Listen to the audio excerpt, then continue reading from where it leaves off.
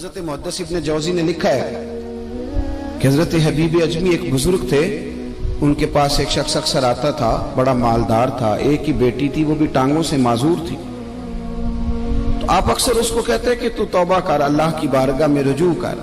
ایک وقت ایسا آتا ہے کہ پھر انسان کا جب کوئی اپنا نہیں رہتا پھر اسے مصلی یاد آتا ہے، لیکن اگر مصلی کی عادت بچپن سے پڑ جائے نا تو پھر ذرا آسان ہوتا ہے اللہ سے دل لگانا۔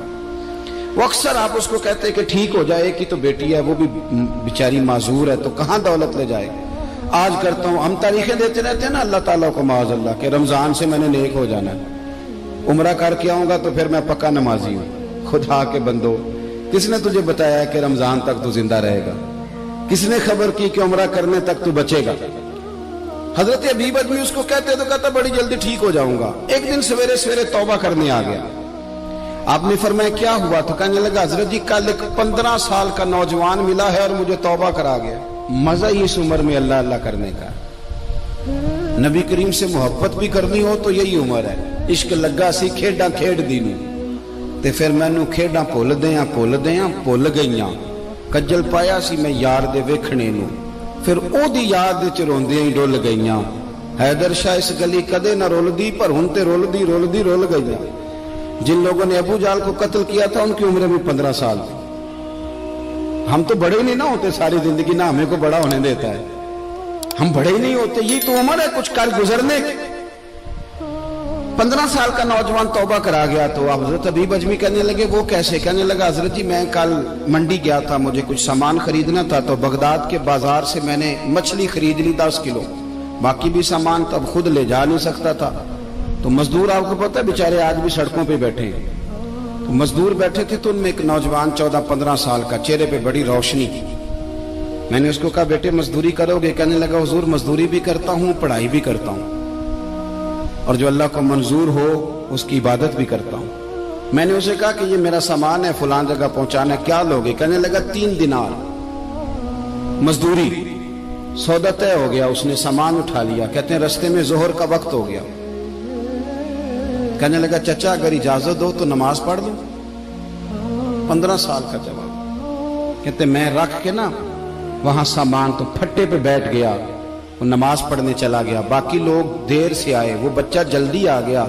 میں نے کہا بیٹے آپ جلدی آ گئے؟ کہنے لگے نفل چھوڑ دیے، آپ یہی نہ سمجھ لیں کہ کام چور ہے، میں بعد میں پڑھ لوں گا۔ کہتے ہیں وہ دوپہر کا وقت، رمضان بھی نہیں تھا، میں اس بچے کو نوجوان کو گھر لے گیا اور میں نے اپنی بیوی سے کہا کہ بڑا نیک ہے، نمازی ہے، اور راستے میں یہ بھی ہوا ہے کہ میں نے اسے ایک دفعہ کہا ہے کہ یہ مجھے تھوڑی دیر کے لیے دے دو، گرمی بڑی ہے، تمہیں پسینہ آ رہا ہے، میں اٹھا لیتا ہوں۔ کہنے لگا نہیں چچا میں رزق حلال کھاتا ہوں، اگر آپ اٹھائیں گے تو میں 3 دینار مزدوری پوری نہیں لوں گا، پھر پیسے کم کروں گا، میں نے طے کیا ہے کہ اٹھاؤں گا۔ تو کہتے ہیں میں نے اپنی بیوی کو بتایا تو بڑی متاثر ہوئی، کہنے لگی دوپہر کا کھانا پک گیا، اسے کو روٹی کھا لے، رمضان بھی نہیں تھا۔ کہتے میں باہر نکلا، اس کو 3 دینار تھمائے، تو میں نے کہا بیٹے ایک بات میری مانو گے؟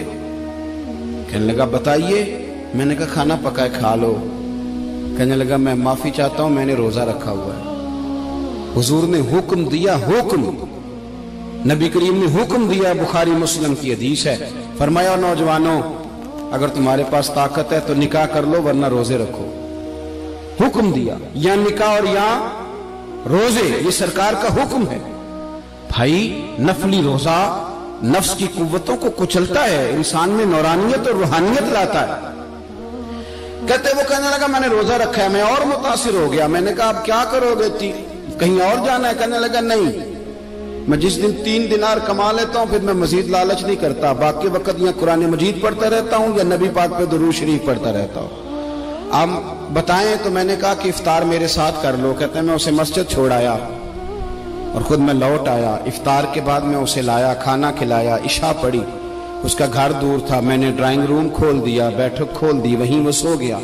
میری 20 سال کی معذور بچی کبھی چل نہیں سکتی تھی، کوئی طبیب کوئی حکیم میں نے چھوڑا نہیں تھا اس کو دکھایا نہ ہو۔ ایک ہی بیٹی، وہ بھی معذور پیدائشی، اس کے کمرے میں گئے، میاں بیوی اسے کھانا کھلا اور بتایا بیٹے ایک نوجوان ہے، بڑا نیک ہے، ہمارے گھر میں آج بڑا پرہیزگار۔ پتہ ہے حضور نے کیا فرمایا؟ نبی کریم فرماتے ہیں جب نوجوان اٹھ کے تہجد پڑھتا ہے نا، نوجوان تو اللہ فرشتوں کے سامنے اس نوجوان پر فخر فرماتا ہے. اللہ فخر کرتا ہے کہ عمر دیکھو اور دیکھو یہ میری بارگاہ. اللہ فخر کرتا ہے, اللہ یعنی خدا خود میرے مجلس بود, اللہ فخر کرتا ہے. اب سوچیں, تو ہم نے اپنی بیٹی کو بتایا کہ نوجوان اور بڑا نیک ہے, تو کہتے ہیں وہ کھانا کھلا کے ہم واپس آ گئے. آدھی رات کا وقت ہوا تو دروازے پہ دستک ہوئی. بچی اپنے کمرے میں سو رہی تھی, ہم اپنے کمرے میں, وہ بیٹھک میں. گھبرا کے اٹھے کہ اس وقت کون ہے دروازے پہ؟ تو بیٹی کہنے لگی ابا دروازہ تو کھولنا. کہتے ہیں دروازہ کھولا تو 20 سال ہو گئے تھے بیٹی کو, کبھی اس نے چل کے نہیں دکھایا تھا, کبھی دوڑ کے ادھر جاتی, کبھی ادھر آتی. کہتی الحمدللہ اللہ نے میری ٹانگیں ٹھیک کر دی. ہم دونوں رونے لگے, اے اللہ تو کتنا کریم ہے, کیسے ہوا بیٹے سارا کچھ؟ بیٹی کہنے لگی ابا آپ نے کہا تھا نا کہ نیک نوجوان آیا ہے, تو میرے دل میں خیال آیا اللہ اگر واقعی نیک ہے تو اس کے صدقے مجھے شفا ہی دے دے. یا ایھا الذین آمنوا اتقوا اللہ وابتغوا الیہ الوسیلہ.